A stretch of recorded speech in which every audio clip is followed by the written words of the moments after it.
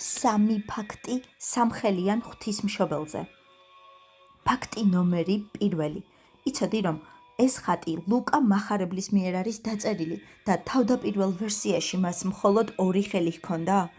ფაქტი ნომერი მეორე. როგორ გაუჩნდა მესამე ხელი? მერვე საუკუნეში წმინდა იოანე დამასკელს მარჯვენა მოაჭრეს. მან მთელი ღამე ხატთან ილოცა და მოჭრილი მარჯვენა ძილში სასწაულებრივად შეუხორცდა, რის გამოც ხატს მადლიერების ნიშნად ვერცხლის მესამე ხელი მიამაგრა. ფაქტი ნომერი მესამე. მე-16 საუკუნეში თურქების შემოსევისას სერბებმა ხატის სახედარს აჰკიდეს, რომელმაც ადამიანის მითითების გარეშე სასწაულებრივად თავისით მიაბრძანა ხატი ათონის მთის მონასტრამდე. 11 ივლისი არის ხსენება ამ დიდებული ხატისა, სამხელიანი ღვთისმშობელისა.